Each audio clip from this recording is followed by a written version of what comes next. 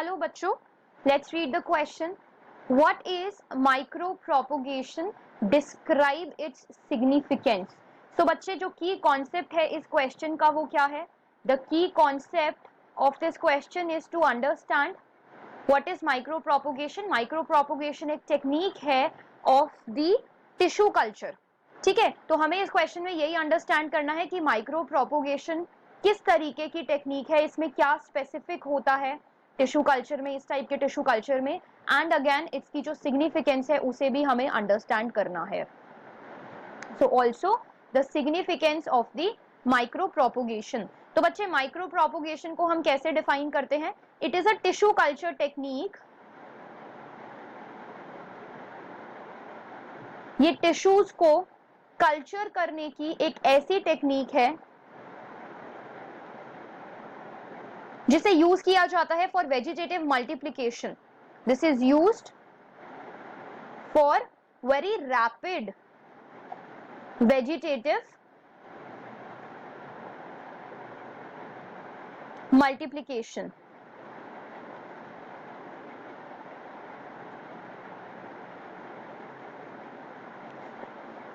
by using small sized explants. Now that explants, they can be any part of the, from small, छोटे से लेके बड़ा कोई भी टाइप का पार्ट हो सकता है प्लांट का जिससे कि मल्टीप्लिकेशन कराया जा रहा है. सो इसी माइन्यूट साइज की वजह से, इसी स्मॉल साइज की वजह से इस पर्टिकुलर टेक्निक को हम क्या कहते हैं? Micro propagation. Micro propagation, micro का मतलब बहुत छोटे, प्रोपोग्यूल्स हैं जिनसे पूरा प्लांट बनाया जा रहा है, इसलिए हम इसको माइक्रो प्रोपोगेशन का नाम दे देते हैं. तो ये बहुत सारे प्लांट्स में ऑलरेडी इस टेक्निक से प्लांट्स को बनाया भी जा चुका है. तो अगर हम लोग सिग्निफिकेंस की बात करते हैं माइक्रो प्रोपोगेशन में, तो ये बहुत ज्यादा सिग्निफिकेंट मेथड भी इसको माना जाता है. और ऐसा क्यों होता है? सबसे पहली चीज ये कि ये बहुत रैपिड मल्टीप्लिकेशन कराता है प्लांट्स की. पहली टेक्निक तो ये है कि बहुत ही जल्दी, रैपिड मल्टीप्लिकेशन का मतलब ये भी हो गया कि large number of plantlets short period of time में हमें मिल जाते हैं. So short period of time and also from small space, बहुत ही कम स्पेस में भी large number of leaflets, large number of plants can be obtained. Second significance इसका हम क्या बोल सकते हैं? सेकेंड सिग्निफिकेंस यही है कि ये जो प्लांट्स हम बनाते हैं माइक्रो प्रोपोगेशन से, they all are genetically similar और genetically even identical to the parent plant. जिस पेरेंट प्लांट का एक्स प्लांट हमने लिया है और जिस एक्स प्लांट के थ्रू हमने पूरा प्लांट बनाया है, वो सारे के सारे डॉटर प्लांट्स जो होंगे, they will be genetically identical to the parent plants. और इन सभी डॉटर प्लांट्स को हम सोमा क्लोन्स का भी नाम दे सकते हैं.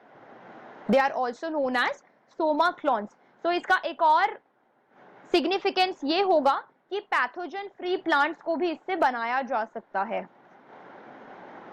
पैथोजन फ्री प्लांट्स मतलब कि recovery of healthy plants from the diseased plants. अगर कोई प्लांट है जिसको कोई डिजीज है, recovery of healthy plants from diseased plant by meristem culture. अगर हम एक्सप्लांट में मेरिस्टम को लेते हैं, और क्योंकि हमें पता है meristem is present at the tips, जो कि बहुत ज्यादा डिवाइड करती रहती है मेरिस्टम, राइट? तो ये एक ऐसा पोर्शन होता है, अगर आप इस पर्टिकुलर मेरिस्टम के कल्चर को करोगे तो इससे जितने भी प्लांट्स को आप प्रोड्यूस करोगे वो फ्री ऑफ डिजीजेस होगा. तो इसी तरीके से अगर ये मेरिस्टम किसी डिजीज्ड प्लांट की है तो इससे आप एक हेल्दी प्लांट को रिकवर कर सकते हो by solely the culture of the meristems. तो ये भी माइक्रो प्रोपोगेशन की एक और सिग्निफिकेंस होती है. इसके अलावा आप इसमें एग्जाम्पल्स देख सकते हो, बहुत सारे ऐसे प्लांट्स हैं जिनको ऑलरेडी बना लिया गया है, बहुत सारे इंपॉर्टेंट फूड प्लांट्स हैं जो कि माइक्रो प्रोपोगेशन से बनाया गया है, जिनकी यील्ड इंक्रीज हो गई है, जैसे कि टोमेटो, बनाना, एप्पल.